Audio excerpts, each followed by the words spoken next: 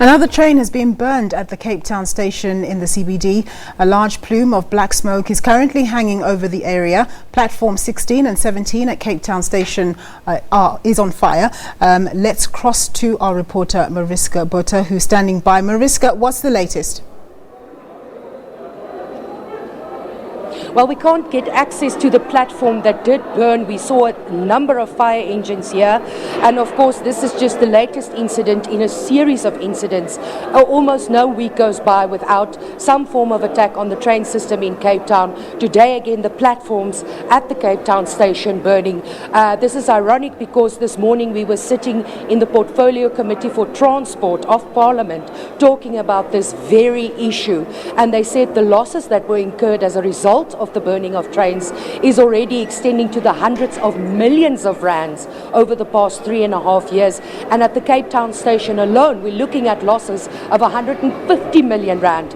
Of course, this is an issue that affects commuters in the city of Cape Town and the people of the province. And to talk to us a little bit more about the situation and especially about safety and security on trains, we have the MEC for Community Safety in the province, Mr. Dan Plato. Mr. Plato, thank you so much for joining us. You were immediately on the scene here. Can you tell us a little bit about what you saw and what you've heard? Well, first of all, the coaches, that is a light.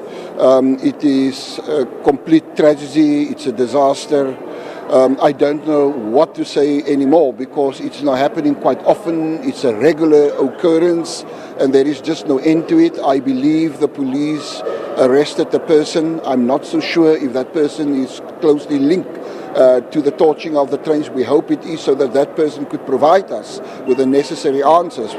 Things like for whom he's doing it and what is the motive behind it and that sort of thing. So there's an awful lot of unanswered questions. I'm just glad for the police's side that someone has been arrested, but the fact of the matter is, with all the previous cases, no arrest, and previously I have said it is high time for police intelligence and military intelligence to provide us with clear-cut answers. It just cannot continue. You know, my colleague Alan Windey, later on, he will say if this trend continue, we can actually call rail commuting in Cape Town, we can call it today.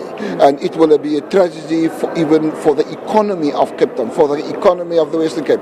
You must remember, between Bellville and Cape Town is well over 640,000 commuters every day making use of rail transport. And if that collapses, what is it those people are going to do?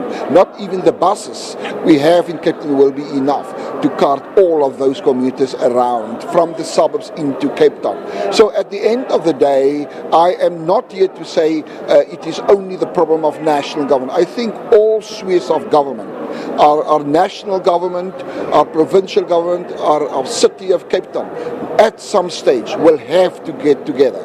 We need an immediate indaba, we need an immediate high-level discussion conference of what to do next. How are we going to resolve the situation? The public of Cape Town want an efficient, effective train system.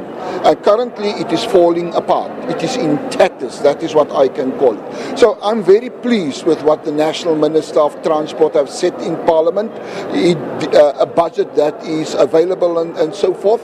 I think we cannot want to wait for another couple of months for the budget to kick in. We need it now. It needs to be implemented now. We need the government, national government, to act decisively with the budget to resolve the situation. Even if one looking at the buildings, I was walking around and so the status of the buildings, the status of the environment around the station is not healthy. And Cape Town, definitely as the mother city of South Africa, we deserve much, much better. Thank you very much. That was Mr. Dan Plato, the MEC for Community Safety. As you heard him say there, on the central line between Bellville and Cape Town, over 600,000 people make use of the railway. And we heard a little bit earlier the announcer saying that there's no trains coming and going out of Cape Town as a result of the fire. Of course, they have to stabilize the situation. We're dealing with live electricity here.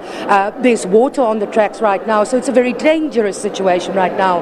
But let's also speak to the MEC for Economic Opportunities in the province, Mr. Alan Windy. Mr. Windy, you heard your counterpart saying the massive impact this has on commuters on a daily basis. What impact is it having on the economy of not just the city but on the province as well? Well, this is these saboteurs, these arsonists or trained terrorists are attacking the very heart of the economy here. The train system is a lifeblood of an economy. This is how the real working class move in and out of a city, move in and around a city, mainly to work, but also to hospital and school and whatever other services they're looking for. And you just have to listen to some of the voices around this station at the moment. There's anger, there's frustration. This has been going on for months. There's no doubt that it's orchestrated, and it is totally unacceptable. My colleagues already got 100,000 Rand reward offered, and I'm certain there are people out there that know who these saboteurs are, who these people are that are attacking actually the very essence of livelihoods here in the region. It's unacceptable to be attacking the economy and people, the poorest of the poor, like this. And so we need to have these people arrested. We need to have them, put behind bars. They need to be in jail. And so we call on the public, come forward with this information. Let's deal with these people. Now, I also heard the Minister of Transport earlier saying, Mr. Blanton Sabande saying that yes, this is definitely planned attacks. He says from how they are attacked, you can see that it is planned. Who do you think could be behind this and why?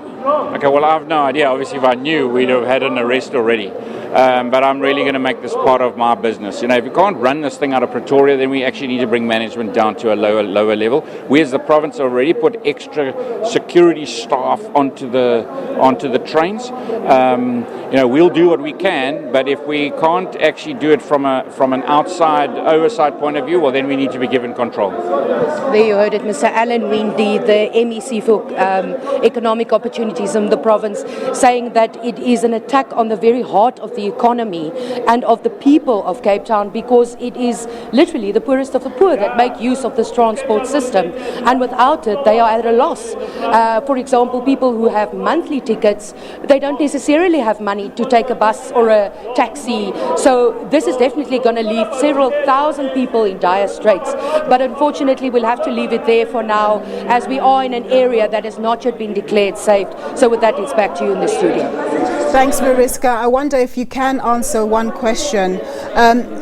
Mr. Windy there just said that they've put in extra security personnel and so on, but have they done enough? I mean, do you have CCTVs at these stations? Do you have operational viewing of what's happening on the various platforms? Is enough being done at a security level?